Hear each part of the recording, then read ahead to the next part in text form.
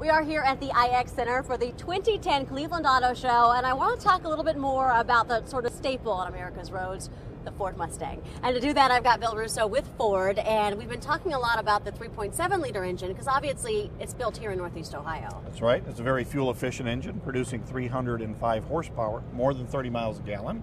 But what's new in the world of Mustangs this year, or back in the world of Mustangs, is that 5.0. That's right. It's been gone for 16 years. The 5-liter is back in the 2011 Mustang.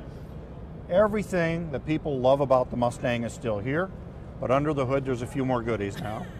And the 5-liter produces 412 horsepower, and that's a lot of horsepower. But if it's not enough horses for you, we got even more, right? We have the Mustang Shelby GT 500 here. It has our 5.4-liter, and that produces 550 horsepower. And this one goes pretty fast, we just learned. This does, 0 to 60 in 4.2 seconds. That's moving. That is moving pretty quickly. And in style. Yeah, I love the stripes, although I'm sure you can get it without them if orange stripes are not your taste. That's exactly right. Obviously, though, the Mustang is back, the 5.0 Mustang is back, and talk to me a little bit about how this is just a staple for American drivers. Well, the Mustang's been a staple since '63, as you know. It's America's most loved sports car, and again, continues to be loaded with the technology, the safety features, gaining more and more fuel economy every year, and lots of new technology. All right. Lots of new technology. All right. Well, thank you so much, Bill. And if you want to see any of the Mustangs, come on down here to the IX Center. We've got all the dates and times and everything on our website at newsnet5.com. Back to you. We're here at the Great Lakes Expo Center for the Cleveland Home and Garden Show. And of course, here on News Channel 5, we're all about saving you money. And one of the easiest way to do that is to learn to do some things yourself. And that's why I want to introduce you to Paula with Home Depot. And Home Depot is actually running some do-it-yourself sort of clinics, or do-it-herself clinics. Yes, do-it-herself clinics at the NARI stage. We're going to be doing the do-it-herselfs on Saturday, tomorrow, and next week Saturday.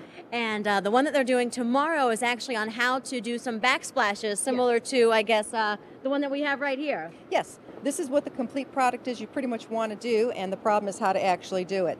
And that brings us over to our next display. Yes. And this is one, I guess there's a new product on the market. Simple Mat. It's the easiest and cleanest way to start doing a backsplash now, no fussing. You can actually just, all the instructions come with the product. It shows you how to do your center lines, where to start, how to move it from one end to another. And this stuff is kind of like fly paper, isn't it? Yes, it's actually very sticky. The backside's smooth. It sticks right to any surface. It can be a tile, laminate, whatever the surface is. Countertops, backsplashes, not wet areas though. And let's show us how easy it is just to stick that up there on the fly paper. You can just put it right like so if you wanted to, and all of a sudden you said, oh, that's crooked, I want to take it off. You can use a tool if you have nails. If not, just do it like so and take it back off and reposition it. And then we would take our grout and put the grout over in between it after. You can even use a ready-made grout that's in the easy container sizes. You just scoop it, put it on there like so. You would just float it on a 45-degree angle and then wash it all off with a sponge when you're done. My biggest concern is these tiles are not going to fit just the way they're supposed to. I'm going to have to do some cutting here. Yes. How expensive, how difficult is that to do? Not expensive to do. You can either rent the tools from Home Depot or you can actually buy them. They're less than $50 for the tool. You score it down. And then you just press it, right? Just hit it. There you go.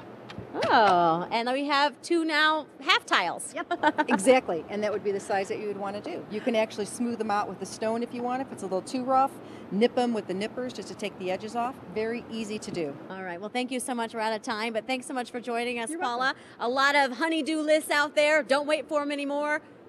Do it yourself. We are here at the IX Center for the 2010 Cleveland Auto Show, and we're actually at Camp Jeep right now. This is a fun thing I want to let you guys see, and I'm joined now by Wendy Orthman with Chrysler. What is Camp Jeep? You know, Camp Jeep Cleveland is back for its 4th year in a row, and it's really our opportunity for people to really come experience what the Jeep brand is all about and what these vehicles are built to do.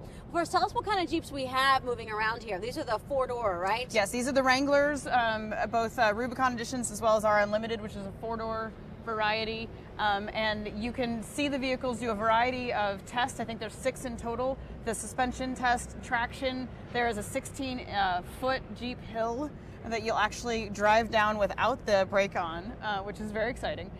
Stability, articulation, and ground clearance. So you really get to see the Jeeps put through their paces. And although it's called Ride and Drive, really we're going to be riding on this one, correct? Yes, though we love to see our Jeep owners get out and drive their trucks. It's good in this sort of indoor setting for you to just ride along.